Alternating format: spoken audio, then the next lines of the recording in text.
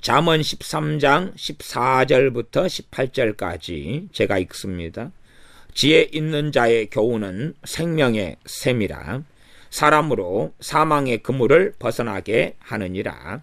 선한 지혜는 은혜를 베푸나 괴사한 자의 길은 험하니라. 무릇 슬기로운 자는 지식으로 행하여도 미련한 자는 자기의 미련한 것을 나타내느니라. 악한 사자는 재앙에 빠져도 충성된 사시는 양약이 되느니라. 훈계를 저버리는 자에게는 궁핍과 수욕이 이르거니와 경계를 지키는 자는 존영을 얻느니라. 아멘. 잠언 13장 14절. 지혜 있는 자의 교훈은 생명의 샘이라. 사람으로 사망의 그물을 벗어나게 하느니라. 지혜 있는 자. 잠언은 지혜의 근본이 여호와를 경외하는 것이라 말씀하고, 나아가 지식의 근본도 여호와를 경외하는 것이라 말씀합니다. 그러므로 지혜 있는 자란 첫째는 여호와 하나님을 경외해야지만이 하나님께서 인정하시는 지혜를 얻게 될 것입니다. 지혜와 당연하게 세상사와는 무관하지 않겠습니다. 지혜와 이 땅의 일, 과학이든 혹은 이 땅의 어떤 지식들이든 삶이든 간에 무관하지는 않겠습니다만은, 그러나 그 근본은 하나님을 경외하는 것이 그 근본이 되어지매, 하나님을 경외하지 않는 사람이 아무리 그의 지식이나 지혜가 아인슈타인이나 이 세상의 그 누구의 보다 뛰어난 천재라 할지라도 하나님께서는 그를 지혜 있는 자라 보지는 않으신다는 말씀입니다. 그러나 어떤 사람이 정말로 하나님을 경외하고 산다면 그는 지혜와 지식의 기초석을 마련한 것이기 때문에 그 위에 참된 지혜와 지식을 쌓아가게 될 것입니다.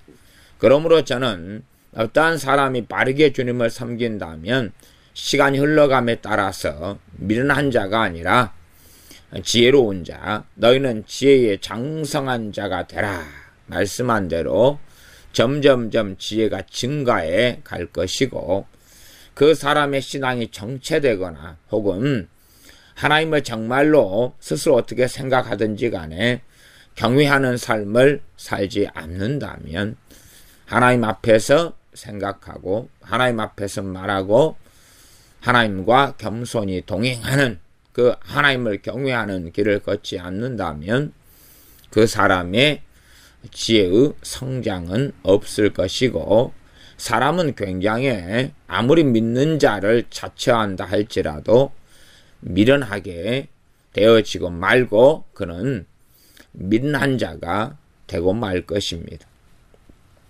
어떠한 사람이 지혜자가 된다면 그 주변에 있는 세상 사람이라도 그에게 조언을 구하게 될 수밖에 없겠지요.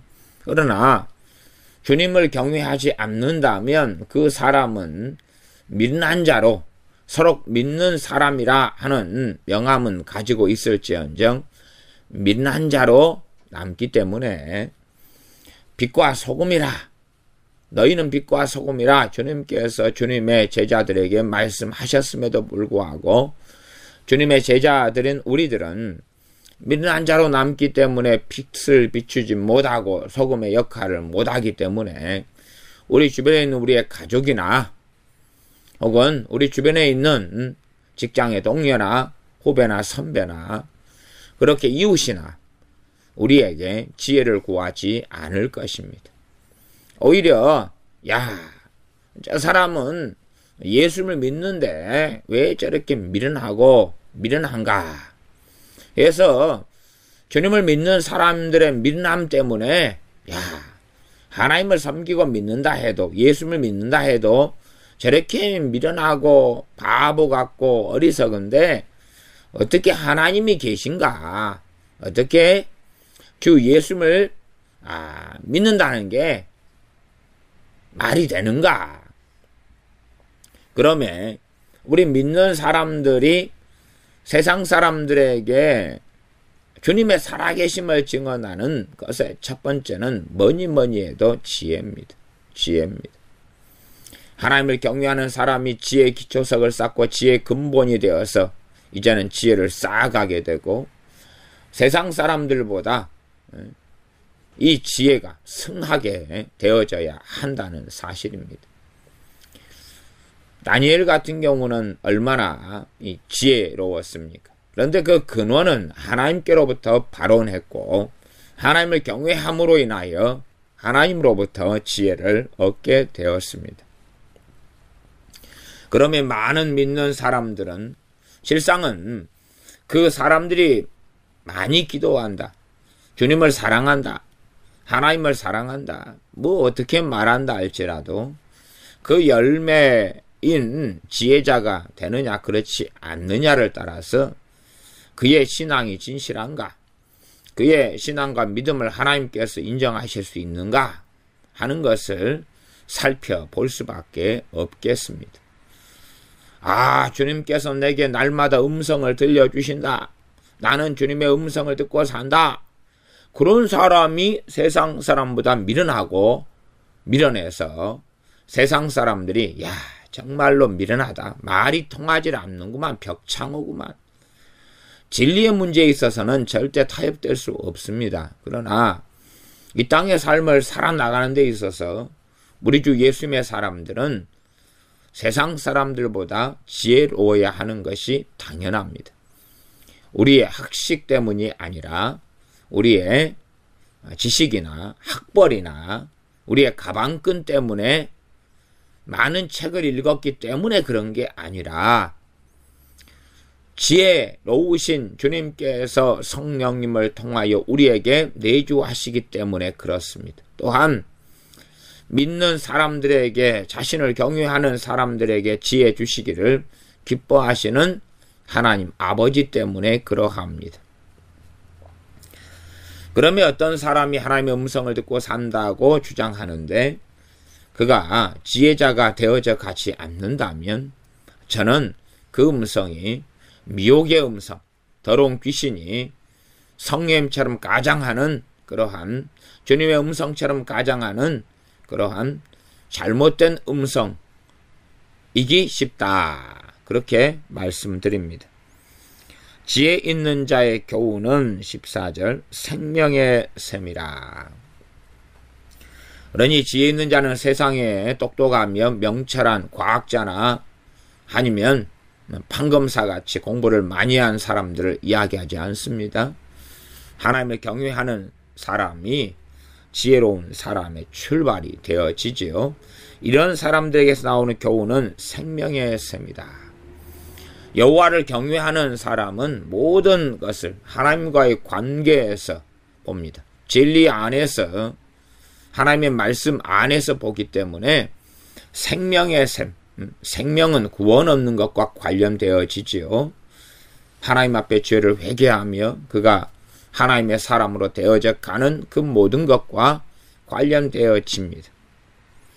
그러하지 잠언을 읽을 때 자꾸만 지혜롭다, 미련하다 하는 것을 공부를 했느냐 하지 않았느냐, 세상 IQ가 좋으냐 나쁘냐, 세상적으로 똑똑하냐 미련하냐 하는 것이 아닙니다.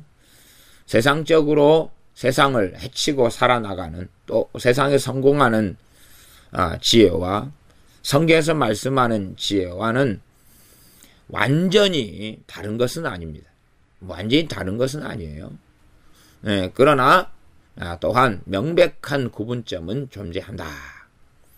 하나님을 경외하는 사람들이 지혜의 근본, 지식의 근본을 갖추어 가고 그 가운데 이제 그가 하나님을 경외하는 걸음걸음, 삶, 한 걸음 한 걸음, 하루하루 말씀 가운데 살아가는 하루하루들이 더해갈 때에 하나님께서 그 사람을 요셉에게 지혜 주셨던 것처럼 다니엘에게 지혜 주셨던 것처럼, 사드락 메삭 아벳느고에게 지혜 주셨던 것처럼, 다윗에게 주셨던 것처럼 그렇게 지혜를 부어주시며 지혜자가 되어지는 여정 속에 살아가기 때문에 주변에 안 믿는 사람이나 이웃이나 사람들이 볼 때에 야, 저 사람은 지혜가 나보다 승하구나, 나보다 지혜롭구나 라고 인정할 수밖에 없게 되어져야지 그리스도의 향기를 바라는 사람이 되어집니다.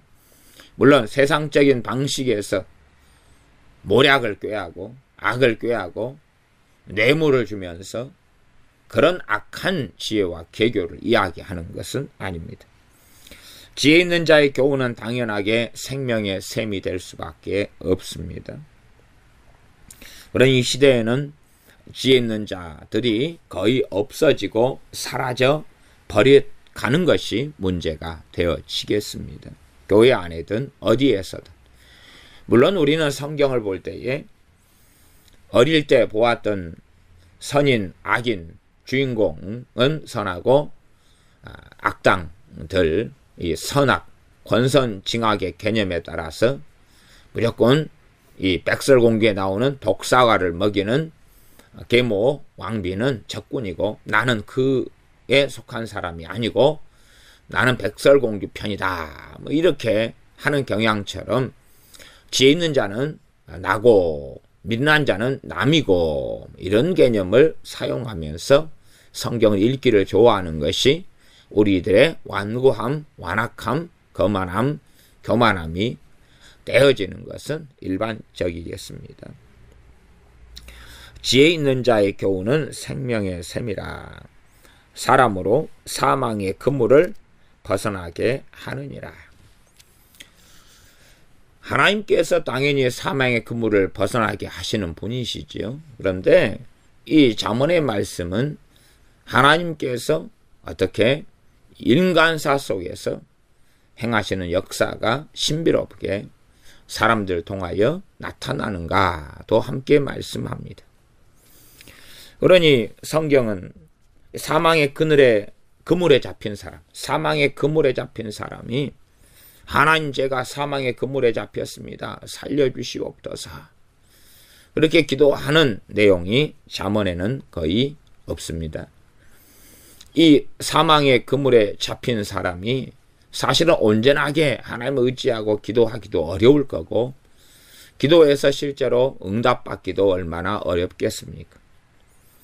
그래서 사망의 그물에 잡힌 사람은 지혜로운 사람을 찾아서 그 지혜로운 사람의 교훈을 받을 때에 물론 듣기 싫어하고 받기 싫어하고 사망의 그물에 잡힌 사람이 지혜로운 자의 교훈을 듣는다 해서 일확천금을 얻게 되지 않을 경우도 너무나 많겠습니다. 또한 일확천금이라는 것이 어디 얼마나 있겠습니까? 나 지혜로운 자의 교훈을 받을 때에 사망의 그물에 잡힌 사람이 거기를 벗어날 수 있다. 그렇게 말씀합니다. 사망의 그물에 잡힌 사람이 하나님 사망의 그물을 벗어나게 주시옵소서. 그렇게 할 때에 유감스럽게 대부분은 응답되지 않습니다. 사망의 그물에 잡힌 사람이 풀려나는 방법은 지혜가 있어야 됩니다. 지혜가. 그러나 하나님 응답해 주시옵소서. 고지고대로 풀려나게 해주시옵소서. 그런다 해서 되지 않을 겁니다. 우리가 예를 들어서 이 덫에 걸렸다 그러면 동물을 잡는 심각한 덫은 덫에 발이 들어가서 걸리자마자 피가 뚝뚝 흘리고 그리고 심지어 뼈까지도 이 덫이 박혀 들어갈 겁니다. 그럼 그렇게 된 사람이 이제 하나님께 기도한다고 하십시다. 하나님, 저 좀 살려주십시오. 근데 숲속 깊은 곳입니다. 물론 하나님께는 불가능이 없을 겁니다. 근데 그 숲속 깊은 곳에 누가 들어가서 그 사람을 살려주겠는가? 지나가는 곰이 찾아와서 내가 하나님께서 내게 말씀하셔서 너를 해치러 온 게 아니라 당신의 나는 힘이 세니까 덫에서 풀어주러 왔다 뭐 그럴 것 같습니까? 그러지 않겠지요. 오히려 그가 하나님으로부터 지혜를 받아가지고 야, 이 덫을 어떻게 내가 피가 뚝뚝 흐르는데도 해체하고 덫에서 벗어날까 하는 지혜가 더 빠르겠지요. 그러나 어떤 사람들은 그렇게 지혜를 구하기보다는 자기는 가만히 주저앉아 있으면서 기도만 할 수 있다 그 말이 있죠. 하나님 덫에서 저는 가만히 피를 지금 흘린 채 덫에 잡힌 채 기도만 할 테니까 덫에서 벗어나게 해달라. 기도만 하고 앉아 있을 수도 있겠습니다. 과연 벗어나게 될 것인가? 이 많은 사람들은 이 기도라는 것이 신비적으로만 생각해서 그래서 어떤 문제가 있으면 하나님 이것 해결해 주세요. 그러면 해결해 주고 짠 되고 이런 식의 방식으로만 생각합니다. 그러나 잠언 13장 14절을 볼 때는 사망의 그물에 걸렸을 때에 하나님 해결해 주시옵소서 그래서 짠 옮겨지고 가슴에 총알이 박혔습니다. 죽어가고 있어요. 하나님 해결해 주세요. 그러니까 가슴에서 총알이 싹 빠지고 총알이 박혀서 몸에 구멍이 뚫리고 피가 뚝뚝 흐르고 하는 것도 다 없어지고 뭐 이런 것을 기대하더라 그 말이죠. 정말 그런 것이 땅의 삶에 있습니까? 없지요. 없잖아요. 총알이 박혔으면 그것을 도와주고 치료해 줄 사람이 와야 되는 것입니다. 와야 돼요. 특별히 이제 강력한 그냥 이런 병 고치는 은사를 가진 기적 행하는 은사를 가진 사람 나타나가지고 우리 주 예수님의 이름으로 총알은 몸에서 빠져나올지어다. 그럼 총알이 쑥쑥 빠져나오고 몸은 봉합되고 다 치유될지어다. 총알로 몸에 구멍 난 것은 메꿔질지어다. 뭐 그래가지고 될 수 있겠죠. 그러나 아직 저는 그런 경우를 한 번도 알지 못합니다. 총알이 몸에 박혔으면 하나님께 기도하니까 총알이 빠져나가고 즉각적으로 몸이 치유된다. 그런 걸 기대하는 어리석은 사람은 없을 거 아닙니까? 그 사람을 구출할 사람이 필요하고 빨리 병원에 옮겨서 수술이 되어지도록 또한 적절한 때에 그 죽어가는 사람을 살릴 수 있을 만한 능력 있는 의사가 섭외가 돼야 되고 그 사람이 마침 근처에 있다가 등 수술 집도 해주어야 되는 등의 일이 필요할 거다 그 말입니다. 그러나 어리석은 사람들은 기도만 하면 그냥 아무런 사람들의 개입 없이 하늘에서 뚝 떨어져 가지고 모든 문제 해결 이런 방식만 생각합니다.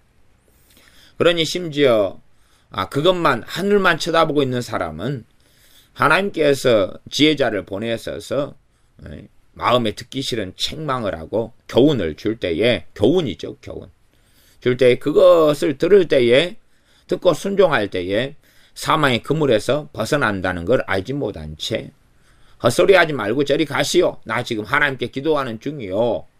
그러는 경우도 얼마나 많겠습니까? 또한 사망의 그물에 갇힌 사람이 자기의 지식과 지혜로는 벗어나지 못했겠죠. 자신의 명체를 의지하여 갇혔을 것 아닙니까?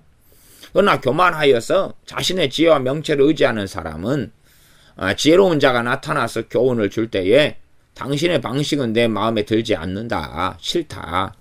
따르지 않겠다. 그리고 나는 하나님께 기도하고 있으니까 하나님께서 직접적으로 개입하셔가지고 이 사망의 그물에서 벗어나는 것을 원하노라. 그렇게 할 수도 있겠습니다. 그러나 그런 사람은 유감스럽게 사망의 그물에서 벗어나지 못한 채 사망당하고 죽을 것이고 그의 영혼은 지옥에 떨어질 수밖에 없다는 사실입니다. 15절입니다. 선한 지혜는 은혜를 베푸나 괴사한 자의 길은 험하니라. 선한 지혜를 통해서 은혜를 베푼다는 것은 은혜가 온다는 사실입니다. 선한 지혜라는 수식어가 있으니 악한 지혜도 있다는 것을 알 수가 있겠습니다. 악한 지혜도 있고 선한 지혜가 있다. 선한 지혜는 당연히 참된 지혜는 다 선한 지혜입니다. 그러나 이제 악한 지혜와 악한 괴사가 존재하기 때문에 선한 지혜라 하는 수식어를 사용한 것으로 보입니다. 선한 지혜는 은혜를 베푼다. 아, 지혜가 은혜의 통로가 되는구나. 지혜가 올 때에 하나님의 은혜의 통로가 되어지구나. 그래서 야고보서 1장에는 누구든지 지혜가 부족하거든 후히 주시고 꾸짖지 아니하시는 하나님께 구하라. 믿음으로 구하면 된다. 지혜를 받을 수 있다. 받는다. 라는 말씀을 하셨습니다. 선한 지혜는 은혜를 베푸나 하나님께서 은혜의 방편, 은혜의 통로로 선한 지혜를 사용하시는 것을 알 수가 있습니다. 선한 지혜. 선한 지혜를 가진 사람은 지혜로운 사람, 지혜자가 될 것입니다. 지혜자. 이 땅의 지혜자는 드물고 별로 없습니다. 유감스럽게 우리 대부분도 지혜자가 되지는 못합니다. 그게 유감스러운 현 시대의 교회의 문제라 할 수 있겠습니다. 선한 지혜는 은혜를 베푸나 괴사한 자의 길은 험하니라. 괴사한 자의 길. 참 이 시대는 기도의 어떤 깊은 망령에 들어버린 세대 같습니다. 기도의 깊은 망령.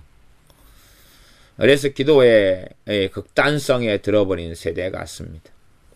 기도는 굉장히 중요하고 기도는 하나님 앞에 머물러 있는 것이기 때문에 기도를 통하여 많이 그 사람은 하나님을 배울 수 있습니다.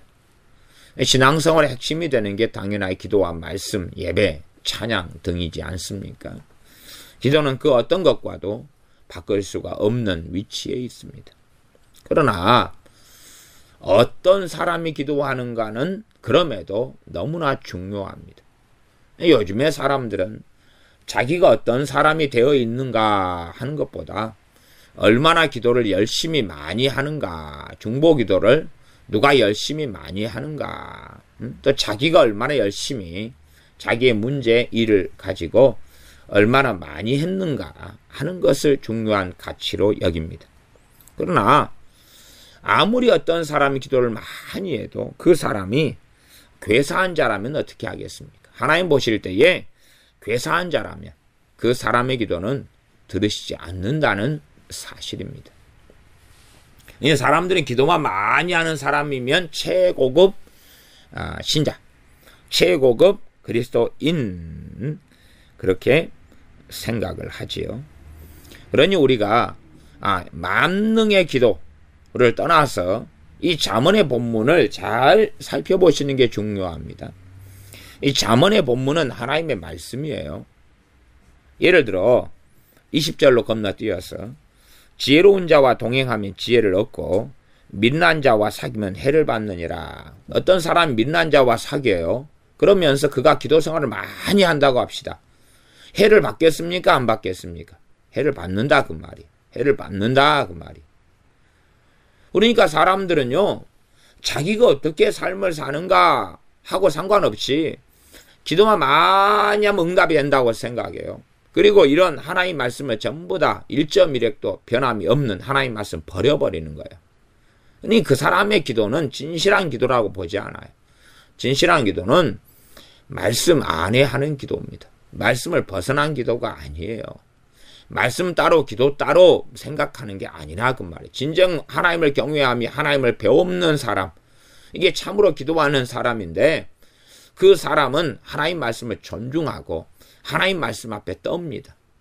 하나님 말씀을 유의하지요. 그러지 기도에 대한 별의별 것, 기도는 만사를 변화시킨다. 그거 거짓말입니다. 그거.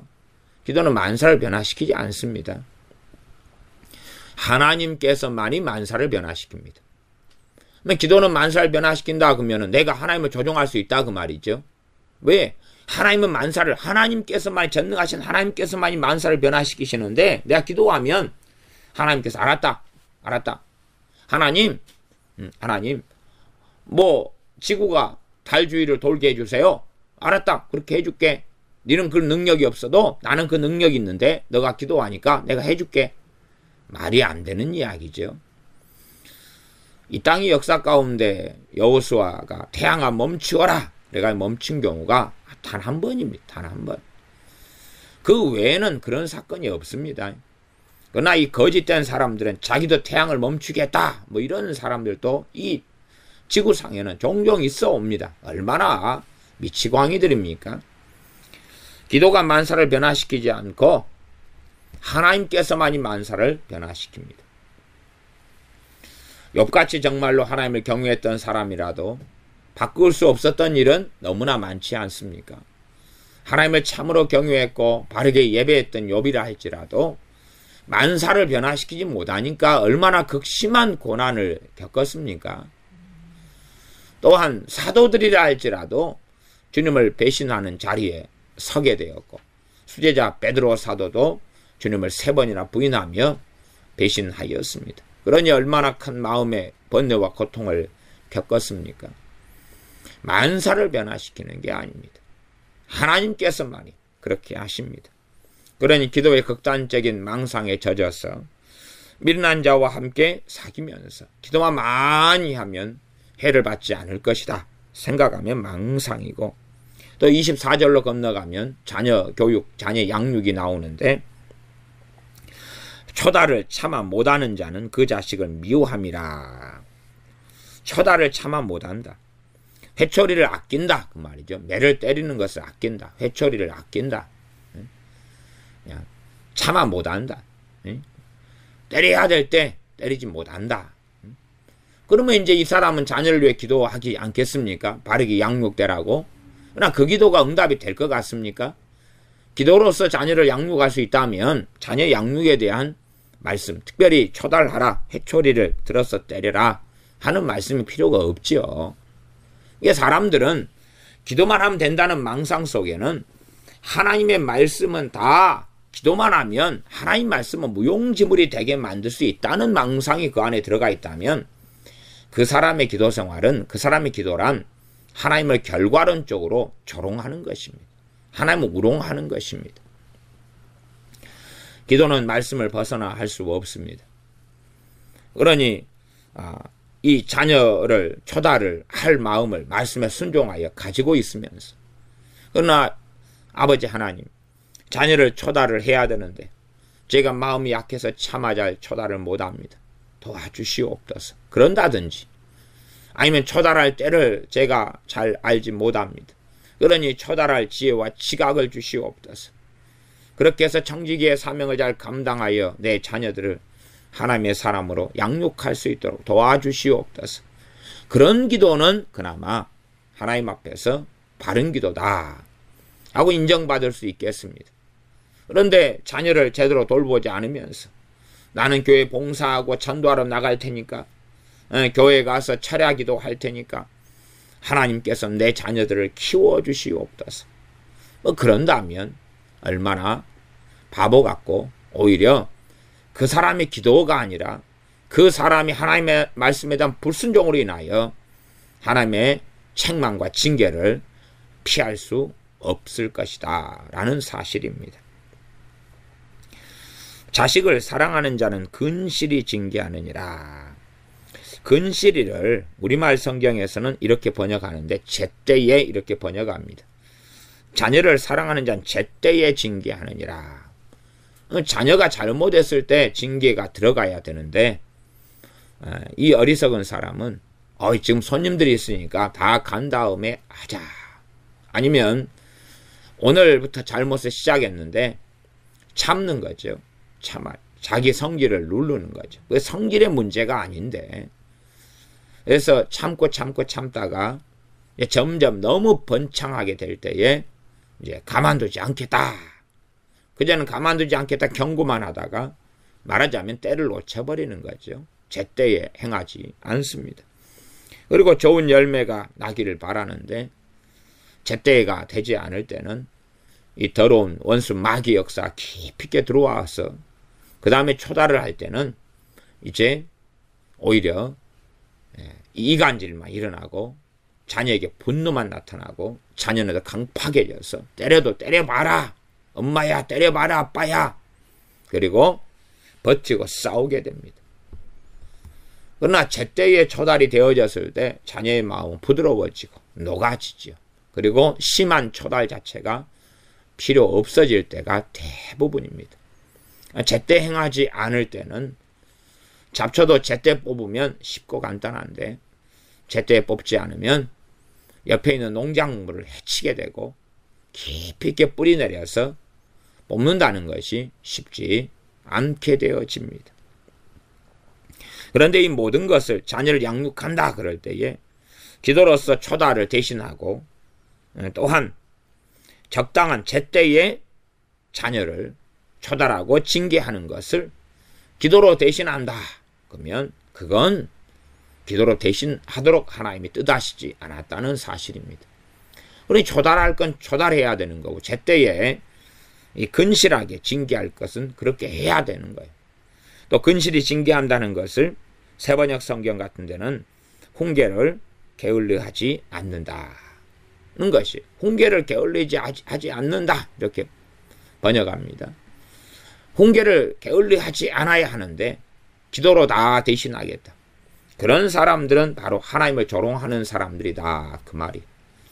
말씀은 아직 이런 말씀이 성경에 있는가 하는 것을 몰라가지고 그렇다면 조금은 덜 책망을 받을 것입니다. 그러나 아이고 기도만 하면 되지 하나님 말씀 알 필요가 뭐가 있어. 그렇다면 그런 사람들의 기도라는 것은 하나님 말씀을 관심 없고 알지 못하고 모르고 무지한 채로 열심히 어떤 내용 중보기도나 어떤 내용만 열심히 하면 된다 착각하는 사람들의 기도 생활이라는 것은 본질상 하나님과 상관이 없을 뿐만 아니라 그 기도가 죄가 되는 경우는 태반입니다. 그걸 주술적인 기도, 샤머니즘적인 기도라 그러는 것입니다. 어제 했던 기도를 오늘도 계속 반복하고 물론 반복하는 기도는 상당히 중요하지만 지금 이방 종교를 믿는 사람들이 하는 방식으로 물량공세를 퍼붓는 많이 기도해야 들으실 줄 안다고 생각하여서 많이 오늘도 많이 똑같은 걸 내일도 많이 모레도 많이 이렇게 한 달, 두 달, 석 달, 1년 많이 그런 기도 생활 참으로 실제적으로 끔찍한 그러한 일들이기도 합니다. 16절입니다. 무릇 슬기로운 자는 지식으로 행하여도 미련한 자는 자기의 미련한 것을 나타내느니라. 무릇 슬기로운 자는 지식으로 행한다. 사람들이 이 지식을 가지고 있어야 됩니다. 아무런 지식을 가지지 않은 사람이 될 때에 그는 이 땅의 삶에 대해서 청지기적인 삶에 대하여 무지몽매한 사람이 되어집니다. 무식한 사람. 자신이 이 자녀를 낳고 키운다. 그러면 무슨 지식이 있어야 됩니까? 자녀를 양육하는 지식이 있어야 돼. 그것을 획득하고 얻어가야지 마땅합니다. 그래야 청지기의 사명을 잘 감당하는 것이지요. 그런데 자녀를 바르게 키우는 지식을 얻으려 하지도 않고 얻지도 않고 그냥 주먹국으로 키우면서 나는 잘 키워오고 있다. 이게 제가 이 요즘 부모들 믿는 사람들 부모들이죠. 부모들을 볼 때에 이 지식을 안 가지고 있다 그 말이에요. 자녀를 양육한다 하면 지식을 안 가지고 있어요. 지식이 없어요. 지식은 필요 없고 자기의 성질대로 키워요. 지식이 아니라 그 오물한 개구리같이 자기의 습관, 자기의 습관적으로 했던 말, 자기의 잔소리, 자기의 편견, 자기의 고정관념 그것을 자녀를 키우지 자녀를 양육하면서 참된 지식을 얻질 않아요. 무식하다 그 말이 무식하다. 진짜 이 광신자들은 기도로 자식을 키운다. 광신자들. 좀 정신이 어리 빠져버린 사람들. 그런 것을 하나님은 절대 기뻐하시지 않습니다. 하나님의 말씀을 따라서 자녀를 키우는 것이지 기도로 키우는 게 아닙니다. 기도는 보조적인 수단입니다. 보조. 자녀를 위한 기도는 보조예요. 보조지 주가 아닙니다. 주는 하나님 앞에서 하나님의 지혜와 명철로서 진리의 말씀으로서 하나님의 도우심을 받아서 말씀으로 자녀를 양육하는 것이 주입니다. 기도는 보조이지요. 무릇 슬기로운 자는 지식으로 행하여도 주님을 믿는 사람은 시간이 흘러가면 지식들을 얻어가야 됩니다. 얻어가야 돼.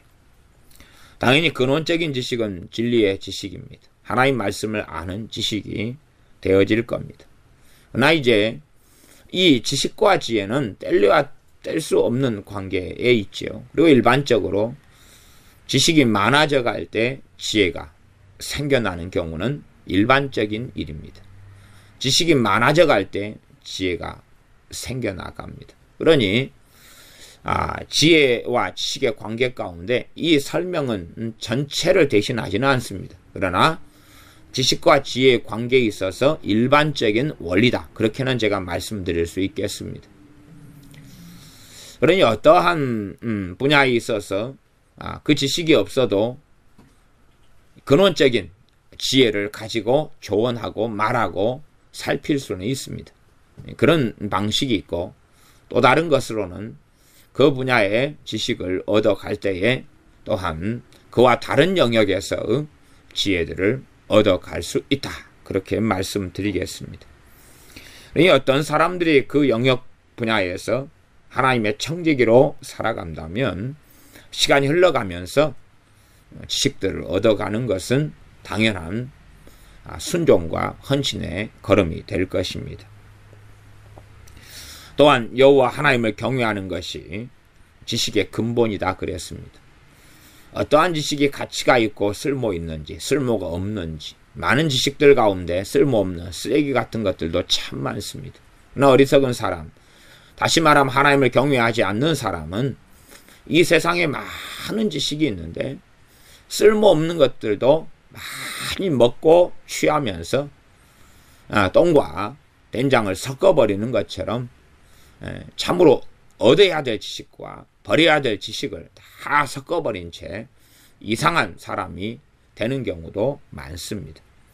그러니 여호와 하나님을 경외하는 사람만이 이제 성령의 도우심을 통하여서 지식을 얻어가는 여정 속에 버려야 될 지식과 취해야 될 지식, 이런 것들을 분별하는 것도 가능해질 것이고, 나아가서 성령님의 도우심을 통하여 지식을 얻은 다음에 성령님께서 어떤 지식은 버리게 하시고 어떤 지식은 취하게 하시고 사용하시는 것 등을 경험할 수 있을 것입니다.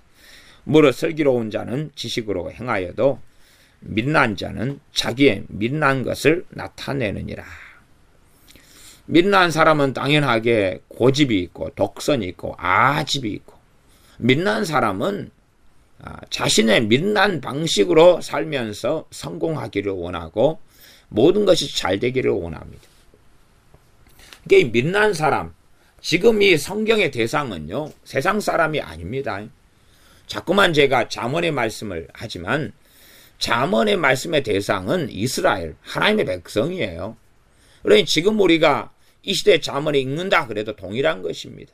이방인을 또 이제 유대인이나 헬라인이나 차별이 없습니다. 주님 안에 차별이 없게 되었으니 우리 예수님 믿는 사람들에 대한 이야기다 그 말이에요. 이스라엘 가운데 주님을 믿는 경외하는 사람들, 또 이방인 가운데 주님을 믿는 사람들에 대한 이야기예요. 그러면 우리 믿는 사람들 가운데 민난 사람은 자기의 민난 것을 나타낸다. 그러면 이 민난 사람이 뭘로 해결하려고 그러겠습니까? 기도로 해결하려고 할 수 있다 그 말이에요. 민난 사람이. 그래서 민난 사람이 가만히 있어요. 자기는 손도 깜짝하지 않아요. 그리고 이제 누구한테 해결하라 그러겠습니까? 하나님께 해결하라 그럴 수가 있어요. 꼼짝도 하지 않아요. 그러니까 우리가 극단적으로 비유하자면 지금 화장실이 급하다. 큰 거든 작은 거든 급하다. 그런데 이것을 화장실이 급하다 그러면 화장실에 가면 될 거 아니에요. 근데 앉아가지고 하나님 이걸 해결해 주세요. 큰 것 작은 것이 급합니다. 가기 싫어요. 가기 싫어요. 제 뱃속에서 뭐 대장 이런 데서 방광에서 소변과 대변을 다 치워주세요. 그렇게 한다. 그러면 이런 식의 이야기는 이제 실제적으로는 벌어지는 사람은 없겠죠. 그러나 영적인 영역에서 또한 많은 기도의 영역에서 이런 일을 많은 사람들이 버리고 있으면서 버리는 줄 모르는 경우는 허다합니다. 물론 이렇게 정확하게 드러나가지고 이거 화장실에 가면 해결되는 문제야, 이렇게 이제 명백하게 명명백백하게 알 수 있다면 좋겠어요. 그러나 많은 기도에 있어서 이 민난 사람들이 정확하게 눈에 보이게 이것은 지금 내가 때로는 하나님께 지혜를 구할 문제고 지혜로운 사람의 교훈을 들어야 될 문제고 이건 내가 액션을 취해야 될 문제고 하는 등등의 것을 알지는 못해요. 민난 사람일수록 모든 책임을 하나님께 전가시켜 떠넘기기를 좋아합니다.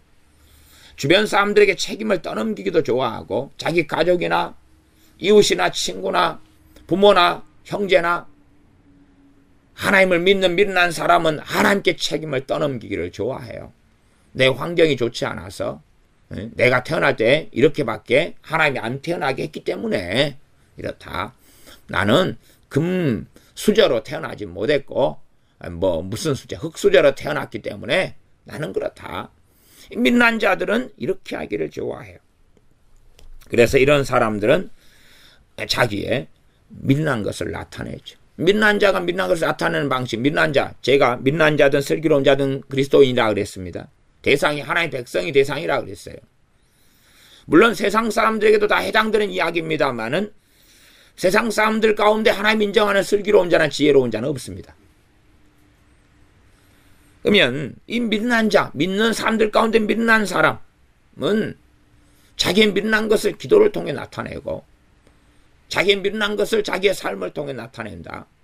그러니 하나님께서는 이런 것에는 사실 유념하시거나 관심을 가지시지 않습니다.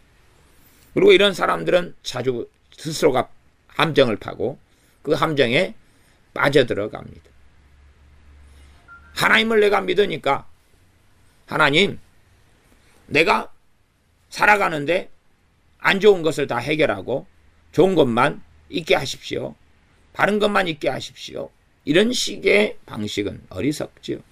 그래 진실로인 민난 자는 미련함에서 벗어나야 하는 것인데 그래서 민난 자가 슬기로운 자가 되어지고 지혜로운 자가 되어져야 하는데 자기 자신이 변화될 생각은 별로 없다고 말이에요. 나는 안 변화된 채에 하나님이 주신 온갖 선물과 복과 은혜를 다 누리기를 원합니다. 그러나 진정 지혜로운 자나 슬기로운 자는 자기가 변화되어야 한다는 것을 가장 중요하게 깨닫고 절실히 느끼고 알고 있습니다. 하나님 말씀에 따라 자기가 변화되기를 원합니다. 이것을 신약 성경에서는 그리스도의 장성한 분량에 이르른다. 그리스도를 알아가서 주님을 알아가서 주님을 닮아간다. 주님을 닮아가고 신의 성품에 참여하여 주님을 닮아가는 사람이 되어져 간다. 그러나 민난 사람들은 자기가 변하기를 원치 않습니다. 하나님께 변하시라 이야기합니다. 하나님 지금까지 나를 조금밖에 안 사랑하시지 않습니까? 실제적으로 앞으로 나를 더 많이 사랑해 주십시오. 그래서 하나님의 사랑 타령을 써먹는 사람들도 많습니다. 하나님 왜 나를 이렇게 조금 사랑합니까? 왜 나는 태어날 때부터 재능을 조금 주셨습니까? 이 믿는 사람은 자신의 재능이 적고 많은 것을 탓할 이유가 없습니다. 왜냐하면 후천적으로 우리 주 예수님을 통하여 성령님으로부터 주어지는 성령의 은사들이 풍부하고 풍성하기 때문에 그렇습니다. 후천적으로 주어지는 성령의 은사들을 받으면 되는 해결되는 문제이기 때문에 오직 성령이 너에게 임하시면 너에게 권능을 받고 재능으로 해결되지 않는 많은 것보다 재능보다 훨씬 우위에 있는 것이 성령의 권능인 은사들이기 때문에 그렇습니다. 기도다 그러면은 기도를 누가 잘하느냐? 이제 세상적인 눈에 볼 때, 민난 사람 눈에 볼 때는 말 잘하는 사람이 잘하는 것입니다. 그러나 말 못하는 사람은 하나님 앞에 기도하려고 앉아 있어도 할 말이 없어요. 할 말이 없어요. 말 잘하는 사람은 하루 내내 종일 말합니다. 하루 종일 말해요. 그럴 수 있다고 말이에요. 기도도 그렇게 하루 종일 그냥 주저리 할 수 있어요. 그러나 하나님께서 말 많은 사람, 하루 종일 말 많고 앉아있는 사람을 기도 잘한다 그러진 않지요. 우리도 대인관계에서 누가 말이 너무 많아요. 그러면 그 사람과 함께 있고 싶어요? 안 있고 싶어요? 안 있고 싶죠. 그러면 하나님께 앉아가지고 말이 너무 많아요. 하나님도 피하고 싶지 않겠습니까?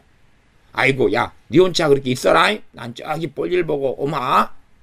그러실 줄 어찌 알겠습니까? 우리도 말 많고 그냥 자기 말만 하고 들을 줄도 않고 자기 하고 싶은 주장만 하고 이런 사람은 싫어합니다. 근데 이 진실한 걸 잘 모르기 때문에 말을 하나님 앞에서 많이 한다. 이방인처럼 중언부언 말을 많이 하여야 들으실 줄 아느니라. 말을 많이 하고 부지런히 그냥 쉬지 않고 뭔가를 말하고 있고, 그런 사람을 어리석은 사람 눈에 볼 때는 기도 잘하는 사람이라 볼 수 있다고 말이에요. 말쟁이처럼, 아론처럼. 아론은 말을 잘했고 모세는 말을 잘 못했어요. 그러나 말을 잘 못하는 것도 당연히 말로 하는 기도에는 영향을 미칩니다. 영향을 미쳐요. 그러나 감사하게 하나님께서는 그 사람의 말을 들으시는 게 아니라 마음의 심성의 외침을 들으시는 겁니다. 그러니 말 잘하는 아론이 기도를 잘하고 응답을 잘 받은 게 아니라고 말이에요. 말 잘하는 사람 기도를 잘하는 게 아닙니다. 그것은 어리석은 사람 눈에는 그렇게 보이는 거예요. 어리석은 사람 눈에는. 나 진실한 기도는 심령의 외침이에요. 그러니 단지 그러고 단지 주여 그래도 그 안에 심령의 외침을 담고 진실한 기도를 담을 수 있는 것입니다. 말을 잘 하지 못하기 때문에 기승전결, 서론본론, 결론, 아야어여 다 하지 못한다 그 말이에요. 그러나 그래서 두서도 없이 어떻게 말도 제대로 문맥적으로 논리적으로 안 맞게 말할지 몰라도 이 마음에서 외침이 그렇게 하나님께 짤막한 기도지만 진실한 기도로 하나님께서 받으시는 경우는 많다는 사실이에요. 그러나 미련한 사람들이 기도로 모든 걸 해결하려고 그러면 이 사람들 어떻게 하겠어요? 계속 말을 만들어내는 기도를 원하겠죠. 새로운 말, 새로운 문장, 새로운 기도 내용들을 만들어내려고 얼마나 애를 쓰겠습니까? 그러면서 자기는 변화돼야 한다는 것을 전혀 인식하지 못합니다. 우리가 변화되는 것은 죽을 때까지 걸어가야 될 여정입니다. 만족스럽게 다 변화됐다. 주님을 아는 장성한 그리스도의 분량까지 내가 이르렀다. 그렇게 주장할 사람은 없고, 심지어 그 사람이 에녹 선지자나 엘리야 선지자나 모세 같은 하나님의 사람이라 할지라도 나는 이제 완전케 되었노라, 나는 섰노라, 이루었노라, 그럴 수 자체가 없습니다. 그러니 사도 바울은 선줄로 생각하는 자는 넘어질까 조심하라 말씀하지 않습니까? 17절 악한 사자는 재앙에 빠져도 충성된 사신은 양약이 되느니라. 악한 사자. 사자는 보냄을 받은 자입니다. 하나님께서 보내신 사람도 사도라 그럽니다. 사도. 비슷한 말.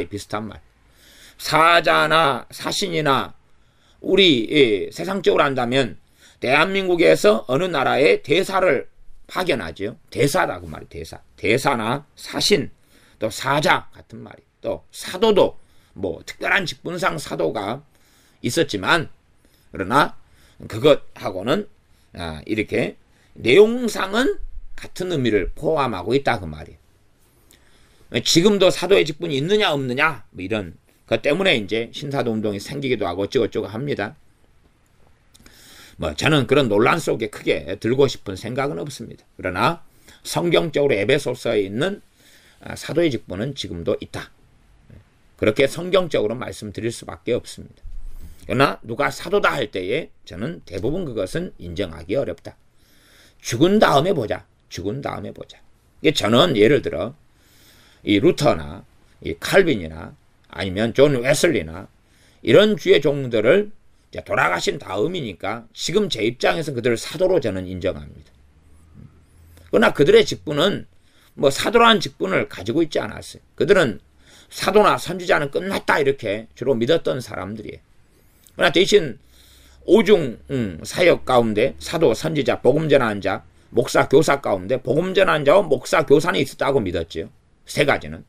그러나 사도, 선지자는 끝났다고 믿었어요. 그러나 제가 그 종교 개혁자들이나 이런 분들의 사역을 몇백 년 지난 다음인 제가 볼 때는 그들이 하나님께서 보내신 자들이었다라는 것을 인정한다 그 말이에요. 하나님이 보내신 자들이었기 때문에 진리의 사역을 하고 교회를 참으로 죽은 교회를 사는 교회로 개혁하는데 하나님께 쓰임받았다. 사도란 뜻은 보내심을 받았다 그 말이에요. 뭘 가지고 보내심 받았겠어요?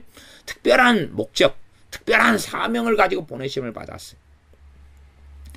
뭐 광의적인 의미에서는 모든 그리스도인들이 사명이 있기 때문에 보내심을 받았다라고 말할 수 있지만 이제 그런 일반론적인 것 말고 특별한 부르심을 보내심을 특별한 목적 때문에 보내심을 받은 사람을 사도라 하면 그런다 그 말입니다. 그러나 지금 이 시대에 와서 누가 내가 사도다 하는 신사도 운동의 방식, 저는 신사도 운동을 이단이라고 보지는 않습니다. 그 가운데 성령 역사도 많다는 것 자체를 저는 인정합니다. 그럼에도 전반적인 신사도 운동의 신학이나 그들의 방향성 자체를 저는 인정하지 않겠다 그런 견해를 가지고 있습니다. 신사도 운동에 대해서 이야기하려면 많은 이야기를 해야 되지만 극단론 속에 빠지는 것은 상당히 주의해야 되겠지요. 악한 사자는 재앙에 빠져도 악한 사자, 사자나 아니면 사신 출발과 개념은 이게 지금 하나님의 말씀이기 때문에 하나님이 보냈다는 개념으로 첫째는 이해를 하는 게 맞습니다. 하나님이 보냈다. 근데 악한 사자다. 하나님께서 보냈으면 주의 종이다 하면 누구든지 간에 선지자든지 복음 전하는 자든지 목사와 교사든지 사도든지 간에 하나님 보냈다면 그 사람은 다 말씀의 종들입니다. 그러면 하나님이 보냈으면 말씀을 빠르게 증거하라고 보냈는데 하나님 말씀을 왜곡하거나 또한 자기의 이익과 성공을 위해 이용해 먹거나 하나님 말씀을 변개시키거나 뭐 이러면 악한 사자가 되겠지. 이런 자들은 재앙에 빠진다 그 말입니다. 그러나 충성된 사신 하나님께서 보냈는데 보내면 다 치유사역자도 말씀의 종이에요. 치유사역만 하는 게 아니에요. 아니 그 사람이 예수님의 이름으로 성령의 이 권능과 은사로 사람 병을 고쳐놓고 이단사설을 가리키면 어떻게 할 거예요? 이 빌립이라는 집사님이 복음을 전하고 치유를 사역을 하고 귀신을 쫓아내지만 그는 복음을 가지고 있다 그 말이에요. 모든 것을 다 할 수 없지만 복음 전도자 빌립 집사님인데 그는 진리의 말씀을 알고 있다 그 말이에요. 그러니 충성된 사실은 양약이 된다. 하나님께 보내심을 받은 사람이 그런 사람이 바르게 사명을 감당하고 진리의 말씀을 바르게 전하고 그렇게 할 때에 그것을 통해 양약, 좋은 약, 치료약이 된다. 사람들 마음에나 몸에나 그 사람의 영혼, 죄의 문제, 하나님과 관계의 문제에 있어서 치료약이 된다. 말씀합니다. 충성된 사신은 하나님께 보내심을 받은 사람은 하나님께 충성된 그런 사람이어야 하고 맡은 자들에게 구할 것은 충성이니라. 충성되게 하나님을 섬기고 하는 사람은 그 사람의 사명과 일을 통하여서 많은 사람들에게 양약, 좋은 치료약을 인생과 삶에 가져오고 참된 양약과 치료약은 하나님과의 관계를 바르게 해주는데 도와주게 될 것입니다. 18절 홍계를 저버리는 자에게는 궁핍과 수욕이 이르거니와 경계를 지키는 자는 존영을 얻느니라. 홍계를 저버리는 자는 궁핍과 수욕이 이른다. 참된 홍계는 지금 이 잠언의 말씀의 핵심은 우리가 세상의 홍계 아니면 부모가 자녀에게 하는 홍계 이런 개념보다도 하나님의 말씀을 중심으로 이해해야 됩니다. 하나님 말씀을 기본 개념으로 이해를 해야 돼요. 제가 지금 하나님 말씀을 기본 개념으로 해서 세상에서 이제 이야기하는 지혜로운 홍계까지 확장시켜 나갈 수 있으나 그러면 이 본문을 설명하는 잠언 강해가 너무 복잡해지고 양이 많아지기 때문에 그렇게까지는 제가 확장시켜서 말씀을 못 드립니다. 그래서 하나님의 말씀의 기본 개념을 가지고 가장 중심되는 첫 번째 해석과 첫 번째 설명으로서 그 부분 정도에서 머물고 나머지 부분은 이제 말씀을 듣는 분들에게 그냥 넘기는 것이고 이까지는 다 끝까지 하다 보면 한 두어 절 말씀 강의하고 한 시간 넘어버리면 어떻게 하겠어요? 그 안에도 설교가 길다고 듣기 힘들어하는 경우들이 많은데 그렇게 더 복잡하게까지는 제가 절제하는 가운데 나아가지 않고 있습니다. 훈계를 저버리는 자. 이 어떤 사람이 훈계는 하나님 말씀이에요. 말씀에서 나오는 훈계인데 말하자면 기도는 열심히 하고 많이 하는데 하나님 말씀에 무관심하다 그 말이에요. 하나님 말씀에 훈계는 관심이 없어요. 그리고 하나님 말씀 대신 자기의 고정관념, 자신의 편견, 자신의 생각, 또 소위 말하면 신앙서적에서 말하는 말씀을 막 변개시키고 제멋대로 해석하고 그런 것들에 관심이 있어서 기도에 대한 막 마음에 하고 싶은 욕망과 열망이 생길 수 있다고 말이에요. 기도하는 하이드, 존 하이드, 이 미혹에 빠진 하이드인데 이 사람처럼 하루 금식하니까 몇십 명이 너 금식으로 구원받았다. 이 딴소리 음성을 듣는 사람들은 그 열망을 가지죠. 내가 철학기도 한번 하면 아프리카 500명이 구원받고 그런 다음에 누가 철학기도를 안 하겠습니까? 이런 사람들은 훈계를 저버리는 사람이죠. 그리고 자기가 믿고 싶고 듣고 싶은 것을 듣는 사람이에요. 기도는 만사를 변화시킨다. 그건 훈계를 저버리는 사람이 가지고 있는 것입니다. 왜? 하나님 말씀은 그렇게 말씀하지 않으니까. 그런데 훈계를 저버리는 사람은 그럴싸한 것, 자기가 환영할 만한 것, 자기가 들을 만한 것, 자기가 먹음직스러운 것만 취합니다. 그 취할 때 반대로 하나님 말씀인 훈계는 버리게 되죠. 그런데 그런 사람이 아무리 많이 기도한다 할지라도 하나님 말씀 명백한데요. 이 훈계를 저버리는 사람, 기도 생활을 누가 많이 하는데 하나님 말씀에 무관심하고 관심도 없고 모른다. 심지어 말씀은 내 사명이 아니에요. 나는 기도만 하는 게 사명이에요. 그 정도 되면 미치광이가 되고 만 것입니다. 그러면 자기가 기도하는 대상이 정말 하나님인지 어찌 알겠습니까? 말씀이 없는 사람의 기도의 대상이 말은 하나님이지만 이스라엘 백성의 금송아지를 만들어 놓고 금송아지에게 여호와로라 여호와로라 그런 것처럼 그런 일이 벌어지고 있을지 어찌 알겠습니까? 말씀 없는 하나님을 경외함이란 존재하지 않습니다.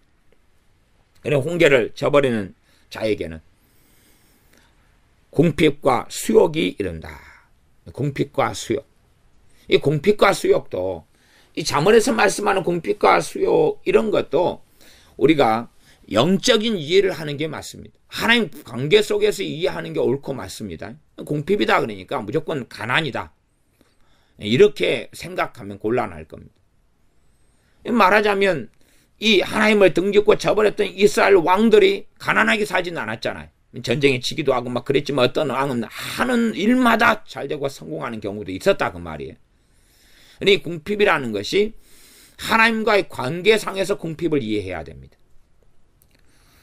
25절로 건너뛰면 의인은 포식하여도 악인의 배는 줄이느니라. 이것도 이 땅에서 육체적인 눈에 보이는 걸로 이해하면 안 되는 거예요. 뭐 의인은 포식한다 그러면은 저기 뷔페 많은 무제한 많은 무제한 리필 고기 뷔페 9,900원 무제한 고기 뷔페 리필 뭐 이런 거 15,000원 막 무제한 뷔페집 그러면 거기에는 다 의인만 옵니까? 뷔페에 와서 포식 안 하는 사람이 누가 있겠어요? 포식을 하죠. 배가 부르게 먹는 걸 포식이라 그럽니다. 그럼 뷔페 의인은 포식하여도 악인의 배는 줄이느니라. 그러니까 식당에는 악인이 없어요. 왜? 줄여야 되니까. 뷔페는 악인이 없어. 그러면 성경을 이상하게 해석하는 거죠. 그게 아니겠죠. 그러니 산상수훈으로 팔복으로 가면 의에 줄이고 목마른 것 그리고 저희가 배부름을 얻을 것이다 하고 관련이 있다는 것을 아셔야 돼요. 이 땅에서 배부르게 먹는 것을 이야기하는 게 아니에요. 육적인 음식을 배부르게 먹는 것을 이야기하는 게 아니에요. 심지어 내가 성공에 목마른 사람이 성공을 얻는 것을 포식이라고 말할 수 있으나 그런 개념과 뜻이 아니라고 말이에요. 내가 나는 평사원으로 들어갔지만은 나는 언젠가는 상무이사 전무이사가 될 거야. 저 큰 대기업에 임원진에 들어가기를 원해. 임원진이 되는 것이 배가 부르는 포식이 아니라 그 말이에요. 하나님과의 관계에서 이해해야 됩니다. 하나님 관계에서 18절 훈계를 저버리는 자에게는 궁핍과 수욕이 이르거니와 훈계를 저버린다. 하나님 말씀을 저버리고 자기 스타일에 자기식의 편견과 독선에 쌓인 채 신앙생활을 하는 거죠. 지금 저는 믿는 자, 하나님 백성의 근거로서 하나님 관계 속에서의 잠언에 대한 이해를 하셔야 한다고 계속 관계에 왔습니다. 왜 잠언을 사람들이 이해 못하냐 그러면 하나님과 관계에서의 잠언의 말씀을 보지 않고 그리고 세상살이에서의 잠언을 보니까 그렇습니다. 그러니까 잠언을 이해하지 못하는 미궁에 빠지는 것이 되고 맙니다. 하나님과의 관계에서 잠언을 봐야 됩니다. 하나님과 관계에서 잠언을 보아야 돼요. 훈계를 저버리는 자에게는 궁핍과 수욕이 이른다. 하나님 말씀을 저버리는 사람, 그러면서도 전도를 많이 할 수 있어요. 그러면서도 봉사 많이 할 수 있어요. 그러면서도 기도 생활을 많이 할 수 있어요. 그러나 결론은 궁핍과 수욕이 이른다. 경계를 지키는 자, 경계도 말씀이에요. 말씀. 그래서 시편 119편에 보면 훈계, 경계, 주의 법, 율례, 규례 많은 하나님 말씀을 다양한 의미로서 시편에서는 또 시편 119편 등에서는 말씀하고 있습니다. 경계를 지키는 자는 존영을 얻느니라. 존영은 존경을 받는다 그 말이죠. 그러나 하나님 말씀을 지킨다고 이 땅의 삶에서 존경을 다 받지는 하나님의 사람들은 않았습니다. 믿음의 선진들은 이 땅에서 존영은 존경으로 이해하는 게 가장 일반적인 이해고 번역이고 해석입니다. 우리말 성경, 새번역 성경 등에서는 이 존영을 얻는다를 존경을 받는다 이렇게 번역합니다. 그러면 이 땅에서 하나님의 사람들, 우리 모세 같으면 모세도 복잡하지요. 이스라엘 백성과 40년 살 때는 그는 한편으로는 존경을 받았지만 한편으로는 끊임없이 이스라엘 백성은 모세를 죽이려 했습니다. 양극단 속에 그는 살았다 그 말이에요. 구약의 선지자들 같은 경우는 존경을 거의 받지 못했습니다. 우리 주님께서는 내가 고향에서 존경을 받는 선지자가 없다 그런 것처럼 주님의 동네 나사렛 사람들 주님을 인정하지 않았고 존경하지 않았습니다. 그런데 주님이 경계를 지키는 분이셨죠. 누구보다도. 그분은 하나님의 아들이셨으면서 하나님 품 안에 계신 독생하신 하나님이셨으면서 사람 몸을 입고 오신 참된 하나님이시자 참된 사람이 되신 거룩하신 주님께서는 누구보다 이 땅에 계실 때도 하나님 말씀대로 아버지의 뜻대로 사시는 경계를 지키시는 분이셨죠. 그러나 나사렛 동네에서는 존영을 얻지 못했다 그 말이에요. 그러니 우리가 인간적 육적으로 성경을 보면 안 되는 것입니다. 이 존영은 하나님 앞에서 영원한 것을 이야기한다. 영원한 것. 그래서 해와 달의 영광이 틀리고 별과 별의 영광이 틀리다. 하나님 앞에 섰을 때에 요한계시록에서 24장로들이나 이런 양반들이 또한 무수히 많은 흰옷 입은 사람들이 혹은 이 14만 4천 명 이런 사람들이 하나님 앞에서 여호와 하나님의 보좌 앞에서 어린 양 앞에서 존영을 얻었던 것처럼 영광을 얻었던 것처럼 그렇게 하는 것을 이야기합니다. 자, 그래서 한편으로 나아가면 이 존경을 받는다는 것은 우리말 성경 새번역 성경으로 갈 때 제가 그렇게 이제 먼저 이야기했습니다. 그 다음에 이제 설명을 해간 다음에 그 다음에 결과론적으로 말씀드린다면 번역상 문제가 있다. 번역상 문제가 있다. 왜? 이 하나님과의 관계 속에서 성경을 이해하기보다는 지금 사람과의 관계 속으로 성경의 이해와 번역이 돌아가 버려서 존경을 받는다 그러면은 누구한테 받겠어요? 뭐 하나님께 존경받겠습니까 우리가? 주님 우리를 존경하겠습니까? 말이 안 되는 이야기죠. 다른 사람들에게 존경받는 걸 이야기하겠지. 그러나 실제적으로 성경은 성경으로 이해해야 되는데 하나님의 말씀대로 산 사람들이 그렇게 되지 않았습니다. 어떨 때는 그렇게 되었으나 또 다른 때들은 그렇게 되지 않았다는 사실이고 스데반 집사님 같이 이런 하나님의 사람은 존영을 얻는 게 아니라 돌을 맞았죠. 그리고 죽었습니다. 그러나 그는 영원한 하나님 앞에서 영원하신 하나님 앞에서 그는 존영을 얻었습니다. 그렇기 때문에 존경을 받는다가 아니라 존영을 얻는다가 사실은 맞는 해석이다 그 말이에요. 존영을 얻는다가 맞는 해석. 존영은 존귀와 영광 그렇게도 우리가 편리하게도 이제 번역하거나 해석할 수가 있겠습니다. 그러지 이 단순하게 그냥 존경을 받는다 그런 식의 해석이면 곤란해서 개정개혁파는 그대로 존영이라는 거의 쓰지 않는 이 단어를 그대로 개정개혁파는 개혁성경을 다시 개정하면서 옮겨놓고 있는 것을 확인합니다. 그래서 말 그대로 없는다 그런 거예요.